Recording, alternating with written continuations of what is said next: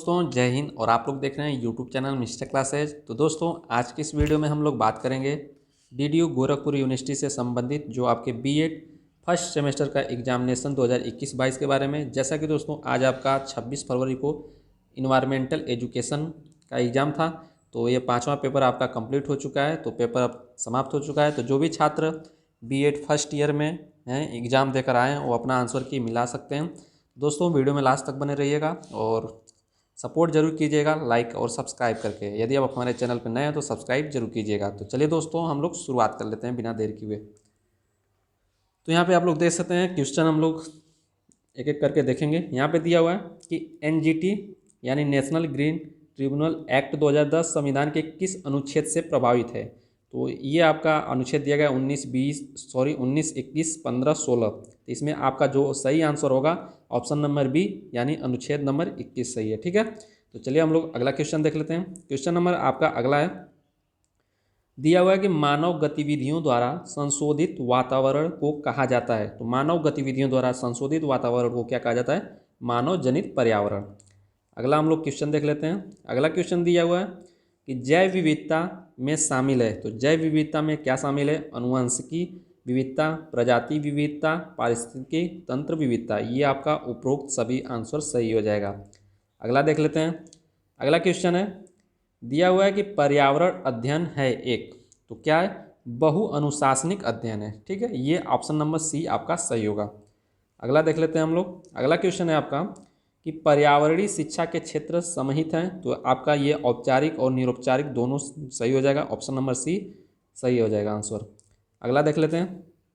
अगला का जो क्वेश्चन है ये आपका एक पारिस्थितिकी पिरामिड संदर्भित करता है। तो किसको संदर्भित करता है? ऊर्जा का पिरामिड को, संख्या का पिरामिड को, जैव एंड बायोमास पिरामिड को। तो इसका ऑप्शन नंबर उपरोक्त सभी हो जाएगा, ऑप्शन नंबर डी। अगला देख लेते हैं हम लोग। अगला क्वेश्चन दिया हुआ है कि सतत विकास का फोकस केंद्र क्या है। तो सतत विकास का जो फोकस केंद्र है, पर्यावरण तो है ही, पर्यावरण संरक्षा तो है ही, सामाजिक विकास भी है और आर्थिक विकास भी है। तो ये आपका ऑप्शन नंबर डी होगा, उपरोक्त सभी। ठीक है, अगला देख लेते हैं हम लोग। अगला क्वेश्चन है, क्वेश्चन नंबर दिया है कि निम्नलिखित में से कौन सी ग्रीन हाउस गैस है। तो कार्बन डाइऑक्साइड है जो ग्रीन हाउस है। अगला क्वेश्चन है, दिया हुआ है कि स्मोग है। तो स्मोग किसको किसको मिला के बना है? तो धुआं और कोहरा को। ठीक है, तो ऑप्शन नंबर सी आपका करेक्ट आंसर होगा। क्वेश्चन नंबर आपका अगला दिया है कि शोर का जो मापन है होता है किसमें होता है? तो डेसिबल में, जो ध्वनि की इकाई मापते हैं डेसिबल में मापा जाता है, यानी शोर का मापन डेसिबल में मापा जाएगा। Option number B. Question number आपका अगला है, दिया हुआ है कि चिपको आंदोलन की शुरुआत की गई थी। तो चिपको आंदोलन की शुरुआत सुंदरलाल बहुगुणा के द्वारा की गई थी। क्वेश्चन नंबर आपका अगला है, दिया हुआ है कि निम्न में से किसके कारण अस्थमा और ब्रोंकाइटिस होता है। तो किसके द्वारा होता है? वायु प्रदूषण के द्वारा। ऑप्शन नंबर ए आपका करेक्ट होगा। क्वेश्चन नंबर आपका अगला है, दिया हुआ है कि वायु प्रदूषण निवारण एवं नियंत्रण अधिनियम किस सन में अधिनियमित हुआ। तो ये कब बना? 1981 में। अगला देख लेते हैं हम लोग। अगला क्वेश्चन दिया हुआ है कि वह अंतर्राष्ट्रीय समझौता जिसके द्वारा कार्बन डाइऑक्साइड और ग्रीन हाउस गैसें का उत्सर्जन को कम करना तथा स्वीकार करना। तो ये कब, कौन सा जो सम्मेलन है? तो आपका अंतर्राष्ट्रीय जो समझौता है ये आपका क्योटो जो जापान में हुआ था 1997 में। अगला देख लेते हैं हम लोग। क्वेश्चन नंबर आपका अगला दिया हुआ है कि निम्नलिखित में से कौन 3R है इसका जो फुल फॉर्म है क्या होगा। तो क्या होगा इसमें मैं आप लोग देख सकते हैं यहाँ पे दिया हुआ है कि कम करें, पुनः उपयोग, पुनरावर्तन। तो आपका ऑप्शन नंबर बी सही हो जाएगा। अगला देख लेते हैं हम लोग। वन्य जीव सप्ताह मनाया जाता है 2 अक्टूबर से 8 अक्टूबर तक वन्य जीव सप्ताह मनाया जाता है। क्वेश्चन नंबर आपका अगला है कि नर्मदा बचाओ आंदोलन किस बात से संबंधित है। तो सरदार सरोवर बांध से संबंधित है। क्वेश्चन नंबर आपका अगला है, दिया हुआ है कि 5 जून 2021 के विश्व पर्यावरण दिवस की थीम क्या रखी गई। तो क्या थी थीम? पारिस्थितिकी तंत्र बहाली। ये आपका ऑप्शन नंबर बी सही हो जाएगा।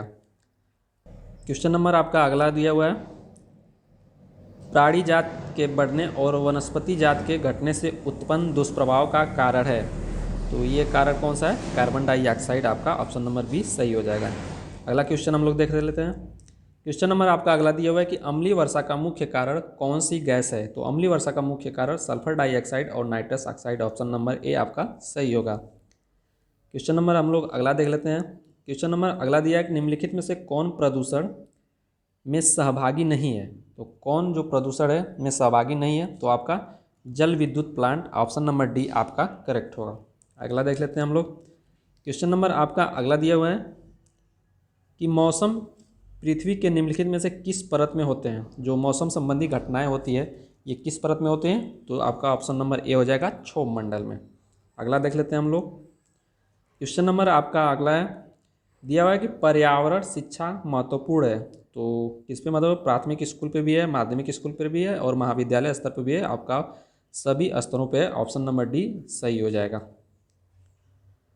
तो चलिए हम लोग अगला क्वेश्चन देख लेते हैं और दोस्तों लाइक और सब्सक्राइब जरूर कीजिएगा। तो चलिए हम लोग अगला क्वेश्चन देख लेते हैं। अगला क्वेश्चन आपका दिया हुआ है कि एक पारिस्थितिकी तंत्र में होते हैं। तो एक पारिस्थितिकी तंत्र में होते हैं कौन कौन से, ऑप्शन नंबर ए दिया हरे पौधे और जानवर, ऑप्शन नंबर बी दिया हरे पौधे और अपघटक, ऑप्शन नंबर सी दिया उत्पादक और उपभोक्ता, और 4 नंबर दिया कि हरे पौधे, जानवर, अपघटक और अजैविक वातावरण। तो ये आपका ऑप्शन नंबर डी सही होगा।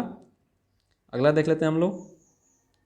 क्वेश्चन नंबर आपका अगला दिया हुआ है कि एक पारिस्थितिकी तंत्र के लिए प्रेरक शक्ति है। तो एक पारिस्थितिकी तंत्र के लिए प्रेरक शक्ति है पौधे, निर्माता, सौर ऊर्जा, बायोमास ऊर्जा। तो ये आपका ऑप्शन नंबर सी हो जाएगा, सौर ऊर्जा, सॉरी ऑप्शन नंबर सी ही होगा, सौर ऊर्जा। ठीक है, अगला देख लेते हैं हम लोग। क्वेश्चन नंबर आपका अगला दिया हुआ है कि पर्यावरण शिक्षा का उद्देश्य है। पर्यावरण शिक्षा का उद्देश्य क्या है, तो दिया है कि पर्यावरण शिक्षा से संबंधित सचेतना बढ़ाना, पर्यावरण अनुकूलन व्यवहार सिखाना, पर्यावरण नीति को बढ़ाना एवं सचेत करना कि पारिस्थितिकी तंत्र में से आर्थिक, सामाजिक और राजनीतिक का अंतर संबंध। तो ऑप्शन नंबर डी हो जाएगा, उपयुक्त सभी। अगला देख लेते हैं हम लोग। तो दोस्तों आपका अगला क्वेश्चन दिया हुआ है कि वायुमंडल की निम्न में से किस परत में ओजोन छतरी पाई जाती है। तो दोस्तों ये क्वेश्चन आपका हिंदी में जो देखेंगे तो ऑप्शन ही नहीं दिया गया, तो ये जो आप इंग्लिश के माध्यम से करेंगे, जैसा कि इंग्लिश में जो दिया गया है आप देख सकते हैं कि जो हिंदी में होता है समताप मंडल, ठीक है, समताप मंडल, जबकि स्ट्रेटोस्फेयर होता है, तो स्ट्रेटोस्फेयर इसमें दिया ही नहीं है। तो आप इस वाले से आंसर करेंगे, ऑप्शन नंबर सी इसका सही होगा।